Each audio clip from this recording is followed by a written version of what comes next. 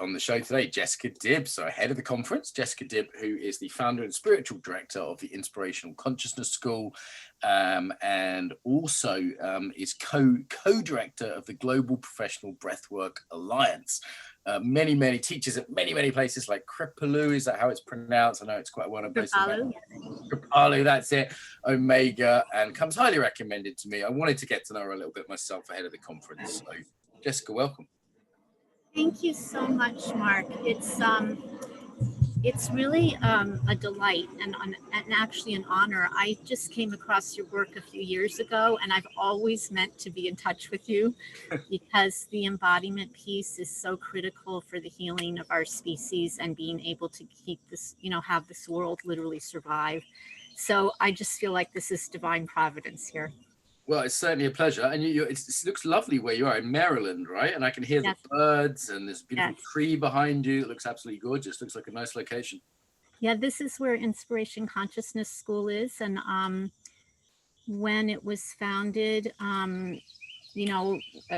25 or more years ago, I felt deeply that I had a lot of friends, and myself included, that had spent time in ashrams, had spent time in places of deep, intensive spiritual study. And my feeling was that I wanted to create such a place that was ecumenical, where atheists and agnostics and people of every faith, and also just their own emergent spirituality, could come and then, go back, like just immediately go back to their, plumbing that they do, or they're walking through the hospital floors of Johns Hopkins, being a researcher or a doctor, and that we would do the kind of intensive, mystical, embodied work that would be done, in a Tibetan monastery, but do it right here in, the midst of daily life. And so somehow this beautiful place showed up right here in the middle of Maryland, just outside of Baltimore. I'd love to find out a bit more about you and how you kind of got there. So where did this all start for you, Jessica? What was the time when you thought, what was the beginning of your journey? Well, Mark, I would like to say that the beginning of all of our journeys is when we take that first breath. And I think I'm not just being metaphorical. The more that we learn about the science, of course, we know just even metaphorically that with our breath, without breath, nothing else happens. And what we're learning is that memory, as you know from your embodiment work, is encoded. And so literally the quality of our first breath, our internal and external environment, all of it makes a difference, and we can continuously reset. So I actually feel that from a very young age, I remember experiencing, like I would look at someone like you or my mother or my father or my brothers and sisters, my friends, my teachers, and I would feel like every person really just wanted to experience being love, like they wanted to give love, to receive love, to be love, and that love wanted to be given in some unique, creative way, whether it was through, baking bread or plumbing or, discovering something or, whatever it was that they were doing. And I remember feeling really sad because I could see that we were afraid, and that we didn't have permission, in a sense, to be wildly alive. So it really began back there for me. And I took this very beautiful kind of pilgrimage, grail kind of journey throughout my life where, first I thought it would be ballet. It was so beautiful. I was lit up with it. And I thought, well, the world just needs beauty. So I kind of went a deep dive into that in New York City and dancing with the Royal Ballet, the Bolshoi Ballet. It was really deeply part of my soul. But I saw eventually that it wasn't going to speak to enough people. And so I think that's when I really started to feel like, what is it that could speak to everyone? What would be that unifying possibility because everyone is this unique emanation of this incredible love that I'm seeing within everybody. And so, for a while I went to I lived in India for 6 months, and pilgrimage there. I lived in an ashram for 4 years. I then was a pre-med major at the University of California at Irvine. I wanted to be a doctor because I felt like if I got that credential, then I could, practice all these other things with people that I was learning. And then I had my son, and I had him when I was quite young in college. And I realized that, there was no way I was going to go to medical school while he was a little boy, and because he would only have that one time period with me. And somehow, in the midst of all of that, I just had this epiphany that it was something about the breath, and I had been practicing pranayama for years and years and years, and through yoga and all my deep yoga practices in the ashram. But I did this breath work with a psychologist of these kind of deeper soul level breathings where you really open up to the depth of your potential. And I just saw in a kind of almost like eureka moment that this was something everybody had access to. It was our greatest treasure. It was right within our own chest. And I just remember sort of going on this search for how we could make that accessible and available to everybody, to know the power of conscious breathing. And I wanted people to be able to not have to leave their lives or think that it was something that was a fringe thing. And so this Inspiration Consciousness School grew up out of that, and it's a deep bow to all the beings that have ever contributed to consciousness and embodiment and breath and awakening and all of that. We're constantly taking in, from everybody, past, present, and future, and trying to create a place here where, again, regardless of a person's any kind of spiritual orientation, including atheism, they can feel that they can feel that they themselves are a unique contribution to the planet, and that we can create the conditions where they are free, literally, to explore whatever they need to, so that they can awaken those latent potentials. Tell us more about the breath work. What kind of breath work do you enjoy teaching? I really honor the entire field of breathwork.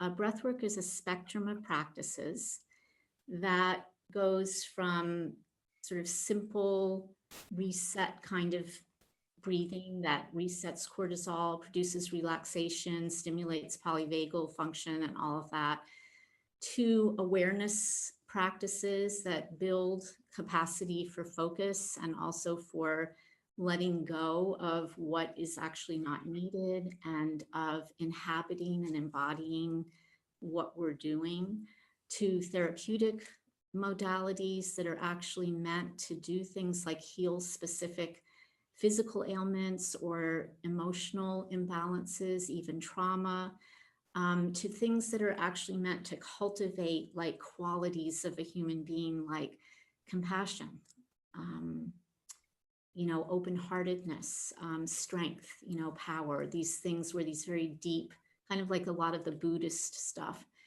And then at the far end of the spectrum, we have these breathwork practices that, they all have a similar feature, whether what I do is called integrative breathwork, and I can explain a little bit about that, but also like holotropic breathwork, rebirthing, liberation breathing, vivation, therapeutic breathwork, all biodynamic breathwork, all of those kinds of breathworks are a kind of allowing the breath to unwind all of the places in our psyche, our body, our heart, our awareness, and our spirit that are bound from either fear or trauma or just unattended, unattended emotional needs, unattended physical needs, and then energize the life urge, the life force in the body, in the heart, in awareness, and in the spirit. And so that's I use all of the breath work. I use all of the field of the whole spectrum of practices for people. And when we really want to do the deep transformational work, we'll go to integrative breath work. Okay, so you want to tell us a little bit about that particular modality? Yeah. So, building on the great giants of the 20th century that kind of rediscovered the power of breath, people like Leonard Orr and Stan Grof and others, and began to shape it in a way that could address the multidimensionality of human beings, which is, I think, one of the things that ails us the most, is that we try to live these um, lives that are productive, but the production is in a very narrow band. And so we're sort of missing, we're kind of homesick for all of these deeper and more the imaginal realm, the soul level realm, and even embodiment, as you've been a big proponent of. Like, we've really created a schism, a split between awareness, self, soma,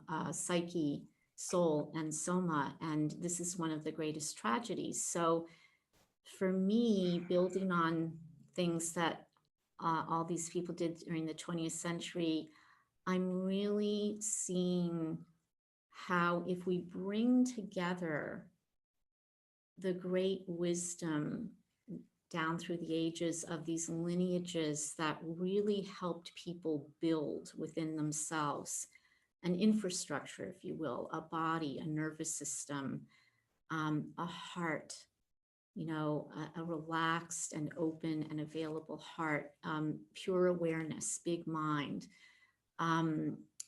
If we could bring together the cultivation and development, the awareness of how to do that with a human being, with the power of this deep integrative breathing, we could embody more quickly these states of consciousness in a lived life. And so for me, why I call it integrative breath work is that it's not like a particular technique.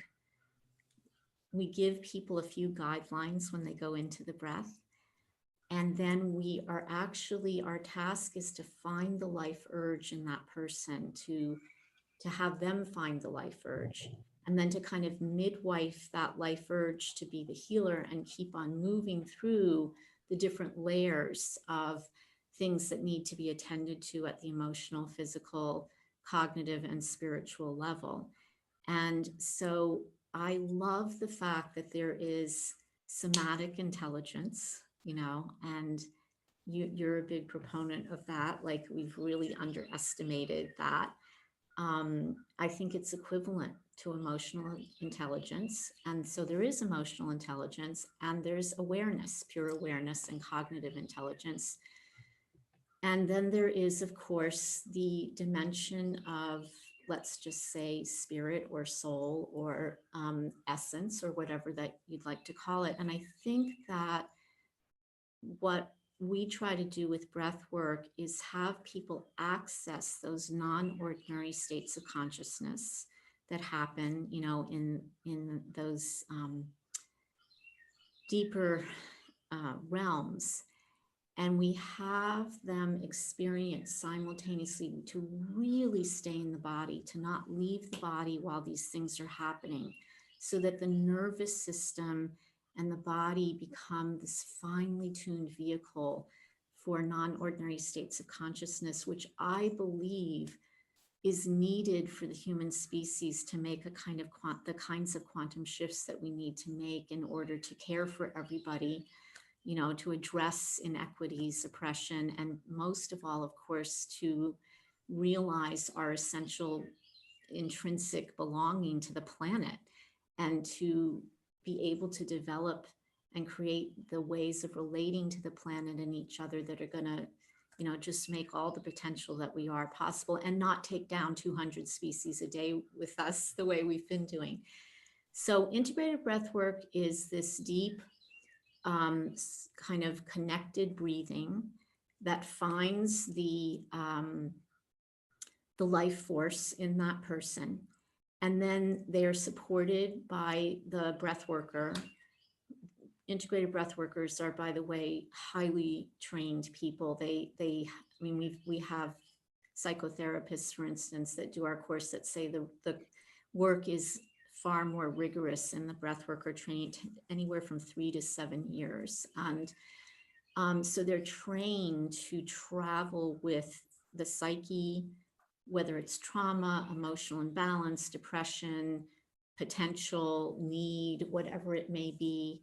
They're trained to work with very distinctive and differentiated kinds of mystical experiences, non-ordinary states of consciousness experiences, things that people have yearned for, throughout time.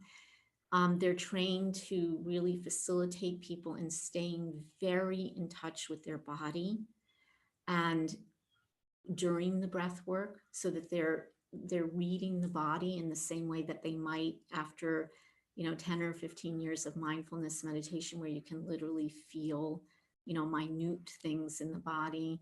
And also to connect cognitive awareness, like how does this actually change our orientation towards self, other, and the world.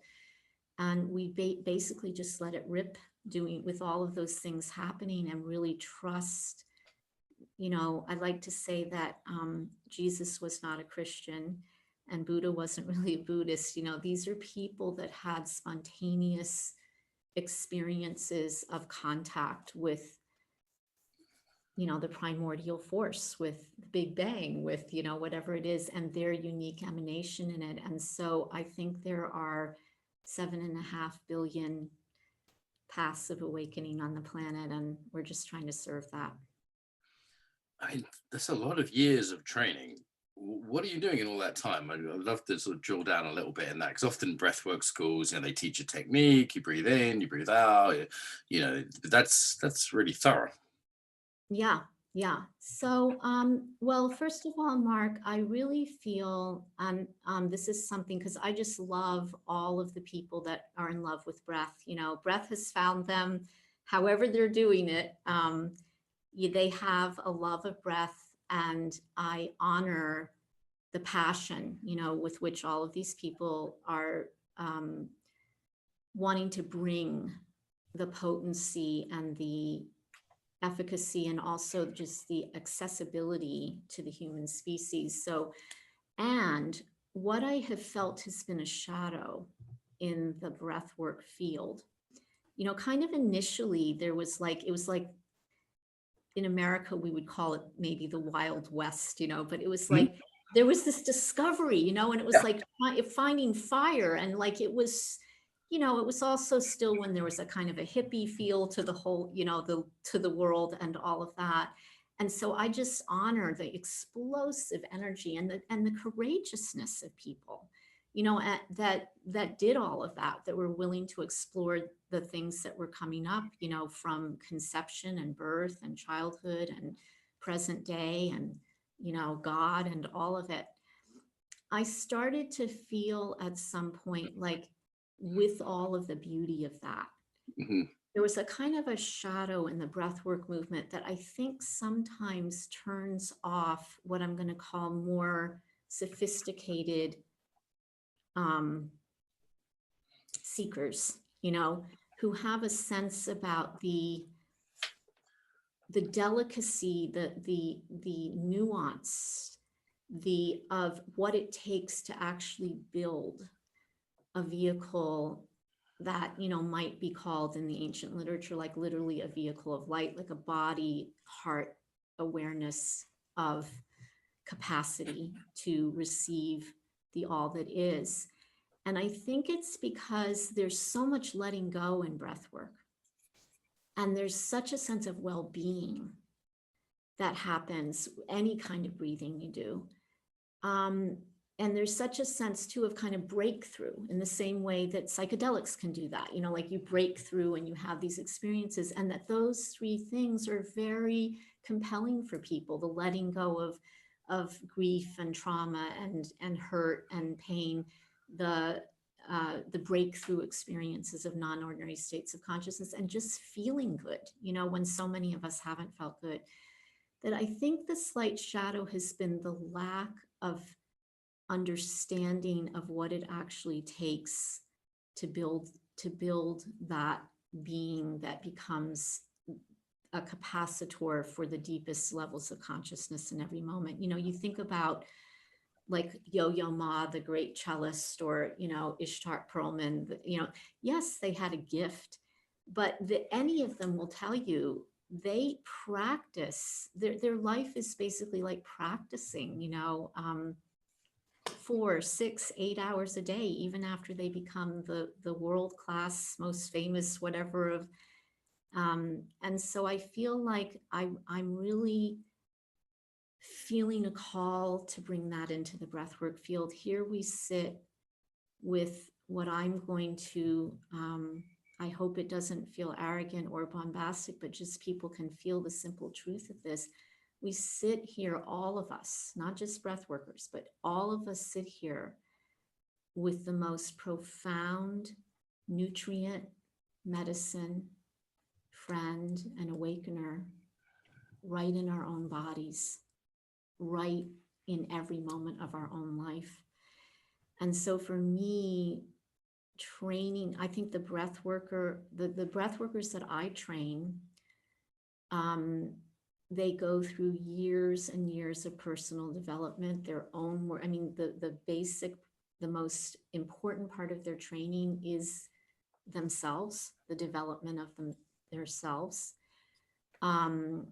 They get psychodynamic training, you know, equivalent to what they might get in social work school, or, you know, psychotherapy courses of study. They study spiritual, you know, mystical states in a very sort of concrete way, looking, and they have to have a facility, for instance, with both emptiness and devotion and you know, sort of non-being and being, fullness and expression, and impermanence, and all of the permutations that come from that. Because otherwise what happens is, if what we really want to do is bring to the human species this, the power of this medicine and nutrient for their own lives, and then for their relational lives, and then for the collective, we have to be able to present the breath work in a way that leaves room for all of the different aspects of awakening and the different temperaments that come to it. You know, some people are much more resonant with the idea of impermanence and emptiness, and some with love and devotion and all of that. And I don't want to shape that for anybody. So all of our practitioners have to become comfortable with all of that, and not have projections where they're needing their clients to go a certain way, or where they're inducting them into a certain thing. And so when you just put all of that together, and we watch them do sessions for a long time. Now they're practicing. When I say that, you know, the training is 3 to 7 years, after about, you know, they're taking clients in there. And so there's a gradation. It's just when they get their permanent certification, which is also the international certification that we give through the Global Professional Breathwork Alliance now, which my co-director, Jim Morningstar, is also speaking on this conference, the Embodiment Conference. You know, that's the kind of training that they've gone through, honestly, you know. So this Breathworker Alliance, why did that get set up? What's the history of that? It seems like we're on sort of Breathwork 2.0 now, or maybe 3.0 or something else, depending on how we do it. But there was, as you say, you know, this history of the kind of pioneers in the 60s and 70s, and this very kind of, you know, intense and sort of state pumping kind of Wild West a little bit. And now we're seeing, you know, scientific research, we're seeing sort of different schools comparing, and we're also seeing people just rediscovering this, you know, people just rediscovering breath work. It seems to be kind of in vogue. You know, what is this Breathwork Alliance? How did that get started? Beautiful. Yeah, I just wanted to say I was listening to one of your things about embodiment. You were going like hashtag embodiment. It's like everywhere, you know, it's sort of trending, and of course breath work too. But you know, I said that in 2012 at our first breath immersion conference, from the science to the samadhi. In 2013, I said, you know, sometime in the next 5 to 10 years, breathwork's going to just explode, and it's going to be because it's for everybody. It's for everybody. So in 2001, Jim Morningstar and you know, had a panel at a global inspiration conference with myself and Tav Sparks, who was Stan Groff's right-hand man. He passed recently, and people that are listening may have known of Tav, and he was a stellar, exquisite human being that really contributed to our understanding of the inner dimensions. And then Gay Hendricks, who's a psychologist. And a lot of what we were talking about was the wisdom in finding a way to have training for breath workers be more complete and more grounded and more connected to a wisdom. And there were 60 amazing breath workers there, and they gave Jim and I a kind of vote of confidence to begin this organization. And we had data. Jim collected data from 21 schools around the planet about what their training program was and what their ethics were.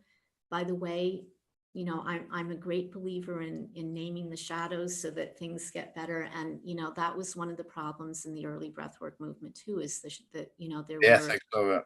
And what yeah, was that specifically? Sort of sexual stuff, financial stuff? I mean, I guess both. like anything where there's a high that people associate that state with the person and not the practice, right? And then it's very easy once that attachment's been made for someone to take advantage of that.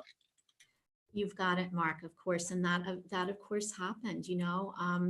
And so there were sexual boundaries that were crossed. There were financial boundaries, I think, that were crossed. And we just, you know, and there was also just like, we didn't want the whole guru, you know, development guru thing to be going on through the breathwork movement. So anyway, over the next 2 years, I helped develop a set of ethics in conjunction with some other beautiful breath workers on the planet. I was very honored to, you know, kind of spearhead that.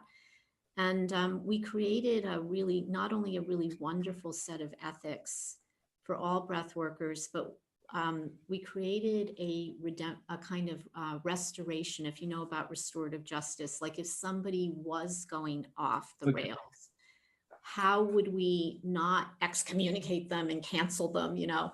Right, right, right. Well, that's nice to hear. Yeah. No cancel culture here because we have to redeem everybody somehow. But how could we restore them so that they were contributing? So we have a whole process that we go through with that as well. So And can then, I jump on that? I'm going to jump in if I may, because this is quite rare and unusual. That ethics is, you know, some places don't have any ethics. Then the normal approach is if you break these rules, you're out, you know, which is better than nothing and can keep people safe. And, you know, that can be useful. But then there isn't often this conversation of redemption, like how do people get back? Right. So like someone slips up or, you know, even worse, someone has a track record over years. yes. What's their route back to being a teacher again? Or is that barred for them? Like, how does that work in terms of like, you're very encouraged to hear that there's an alternative to simply sort of canceling people and dehumanizing them that way. Yeah. Yeah. I mean, Mark, wouldn't we love to live in the world where I just want to say, I believe this is possible. I don't know whether we're 5 years away or 50 or 500, but I believe that when human beings are able to embody their full potential and consciousness, we will have the collective wisdom of how to relate to even psychopaths, for instance, in a way that brings value to their lives in a way that they can contribute. Because at the heart, when I said everybody wants to be loved, another way that I could have said that is everybody wants to feel like their life has meaning, you know, it has purpose. And so, you know, these are secrets that that can be unlocked, and it's going to take all of us working together. So, this is my attempt towards that orientation. Restorative justice is it's an idea that was championed by, for instance, Bo Lozoff, who started the Prison Ashram Project with Ram Dass's, um, uh, support, and even a financial grant, and has affected hundreds of thousands of prisoners around the world. What we have is we have a 5-step process. So we ask breath workers to sign on to the ethics if they want to have the Global Professional certification. And we ask, the first step is for them to become aware that they've made a breach. And Okay. And if they are aware of that and they can correct it themselves, so it's a self-awareness piece, then we encourage them to do that, and then to share with another human being, kind of like a 12-step thing, somebody who has some wisdom in the breathwork field that they've done that. If that isn't happening and the client becomes aware that a breach has happened, and they can bring it to that breath worker. And if they cannot get satisfaction or get a healing that they need, they can take it to a group like that person's teacher, or a group of breath workers, or even to the Global Professional Breathwork Alliance. The breath worker who's needing to restore themselves, and not have their gifts get thrown away, can also, at that level, at step 2, they can acknowledge and realize and go into a healing process with that person. The 3rd step has to do with if a group of breath workers or a breath worker becomes aware that someone else is doing something that is not in client's best interest, they can go to that breath worker. And then if they are not able to make any headway, they can create a community of breath workers, and there can be an intervention. The intervention would have to do with community building. It would have to do with kind of like alternative dispute resolution that has been championed actually right here in the state of Maryland, where sometimes even criminal activities are not adjudicated, but they are brought to a community conferencing, and the police and the person who did the thing and the family and the victim and all of that sit together and keep talking, kind of like a Quaker thing, until they can figure out how restoration could be made outside of the jail Yeah, system. I come across this in the slums of Brazil when I was working there, something called restorative circles, restorative justice. There's a sort of whole movement around this. Yes. Well, radical alternative. Yeah. Well, we have a beautiful woman here in Maryland, Rachel Wohl, who was the first. She directed the Alternative Dispute Resolution Council and created this whole process, and now teaches nationally and all of that. But at any rate, so we can do that in the field of breathwork. We can create a community process.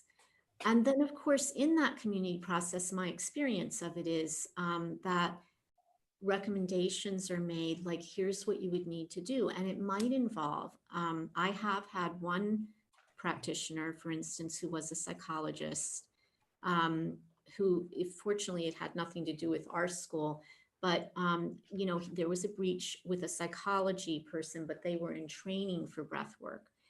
And we had to ask them to step away from it and go through all of these self-evaluation, therapy, trauma stuff with themselves. Sometimes there's amends to the person if that person, so it could be highly creative. We don't know what it's going to be. Certain practices, mentoring, people, having to meet with us periodically. But and then, of course, if we cannot make any headway that way, the last step would be that we bring in outside mediation of some kind. We go to some kind of, professional, not just mediation, but supervision, and get some kind of, help that way. But we've never had to do that. And I'm happy to say, I'm happy to be forthright about it, that even some breath workers who were a little loose and, whatever, have really come around. And I can say that the healing process really works. Yeah. That's So really encouraging to hear, Jessica. It's lovely that you're doing that, and it's interesting. I think we're getting into a world of governing bodies, and that could be a step back, and be very restrictive, or it could be a step forward. And this very much feels like the latter. As different yoga or martial arts, as different. I've seen it be a step back in certain communities where it feels just like restrictive and government rules and power plays. People in Europe, there's certain countries where you can't teach Aikido or can't teach yoga unless you sign up for certain things. And in other places, it feels like, wow, okay, this is really a step forward. well, Mark, I think that's an incredibly astute observation on your part. And I remember I actually wrote a letter or, an essay to the breathwork world back in 2002 or three. And I said, listen, our greatest challenge is going to be that here we hold a medicine that is, we see spontaneous healings. I've seen, sorry, but it's true. I've seen tumors like just disappear. We've seen people have a direct contact with God with no intermediary. People heal, people embody, so here we have this profound medicine. And our greatest challenge over the next decade or two is going to be, how do we keep the profundity of that medicine without dumbing it down and still make it relevant and accessible to mainstream and professional culture?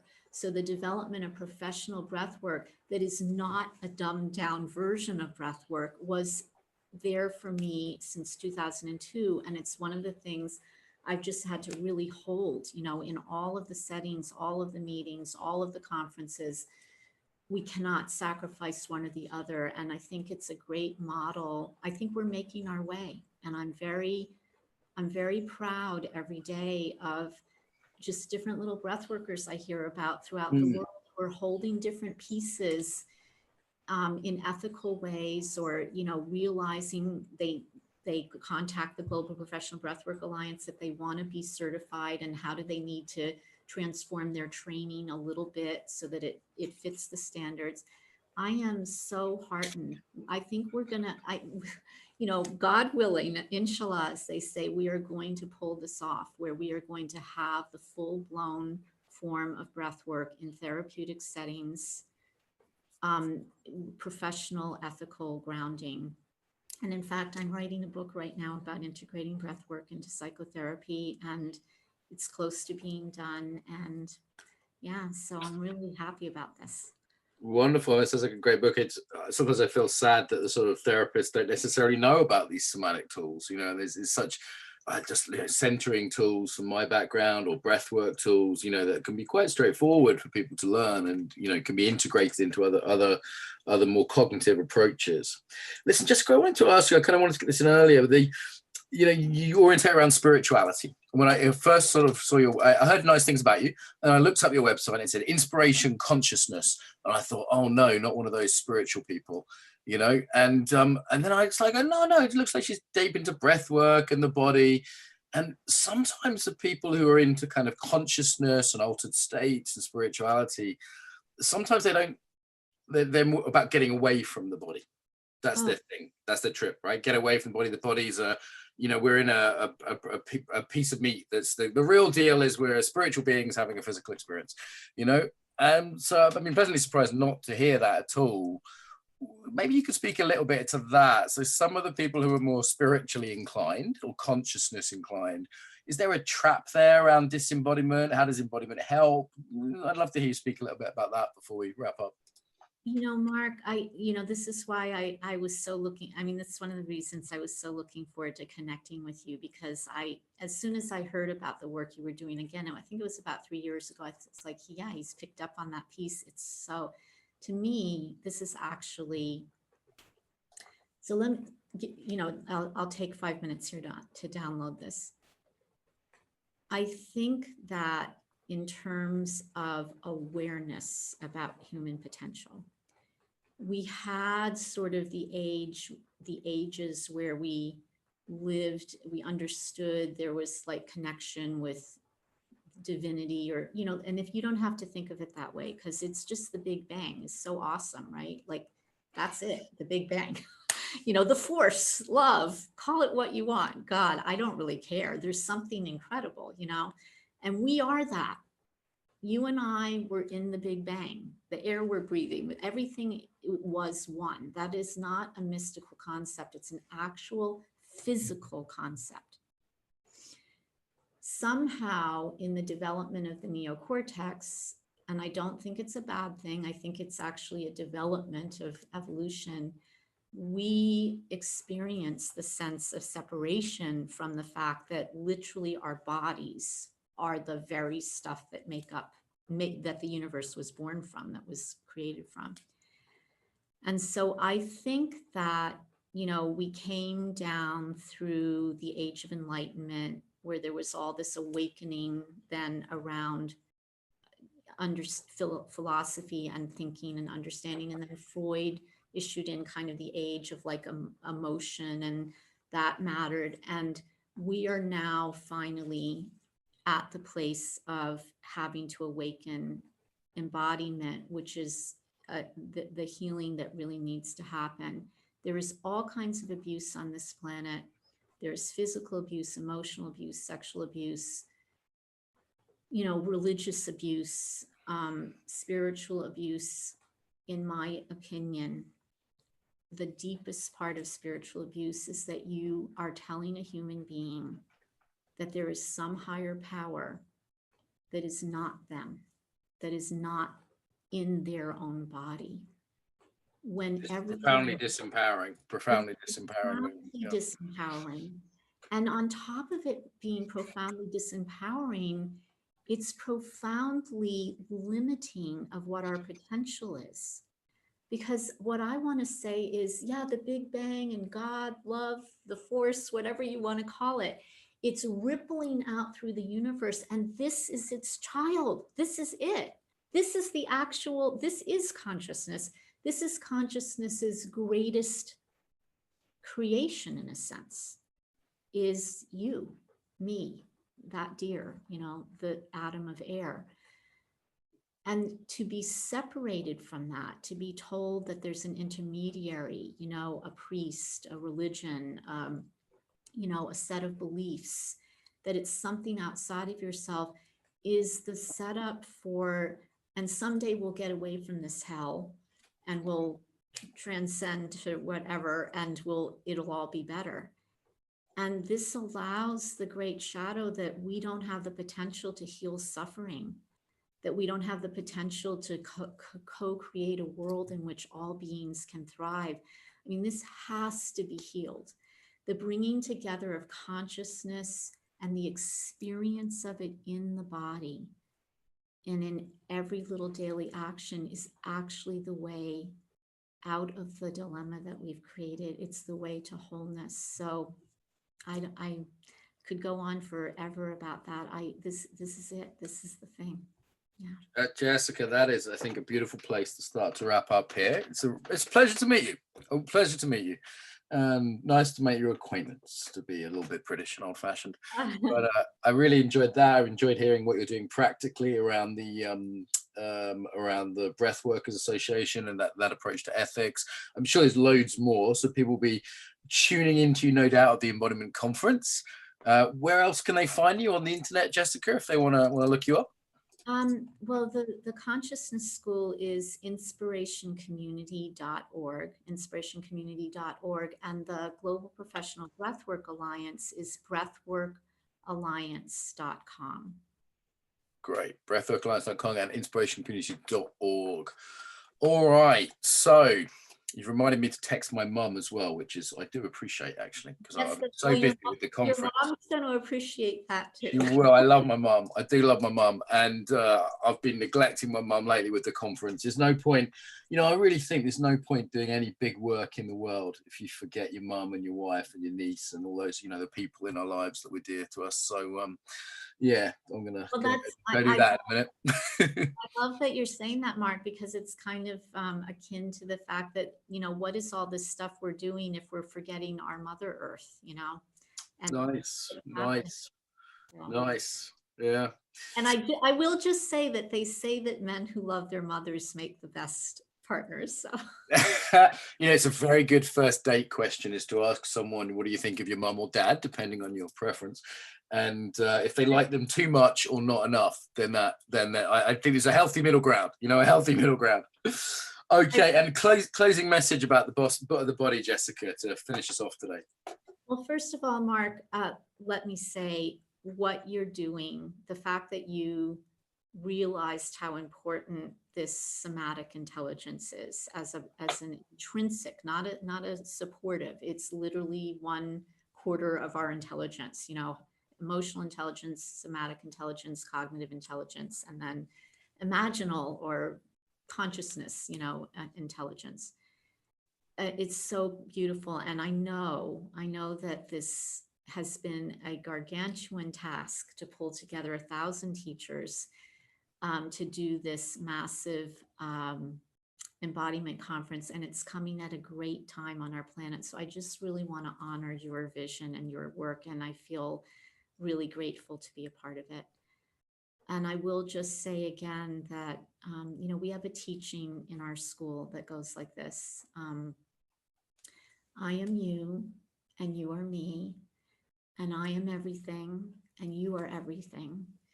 And this everything is trying to find a way to express itself uniquely through the unique form that it created in each one of us. It is possible for a human being to awaken. There are those that have done it, and every one of them tells us that we can all do it. And it is possible for a human being to express their deepest potential. And there are those that have done it, and they've told us we can all do it.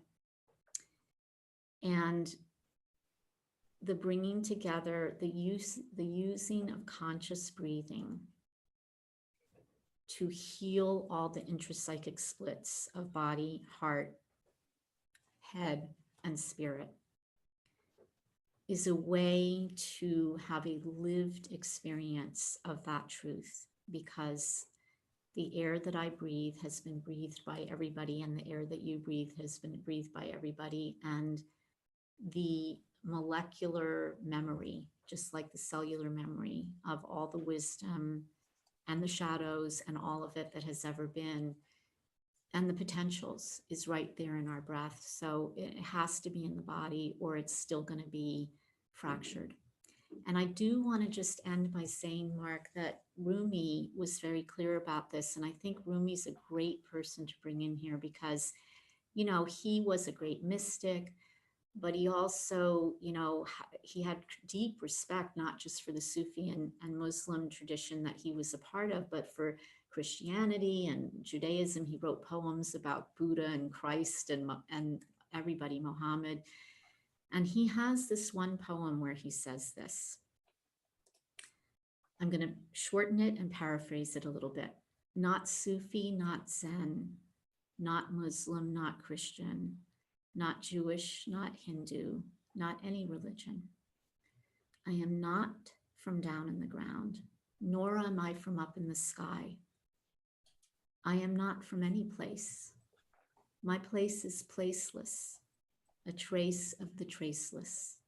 I have seen the two worlds as one, and that one call to and know as first, last, outer, inner, breath, breathing human being. Jessica Dibb, thank you so much. Beautiful and encouraging. Thank you. Thank you, Mark.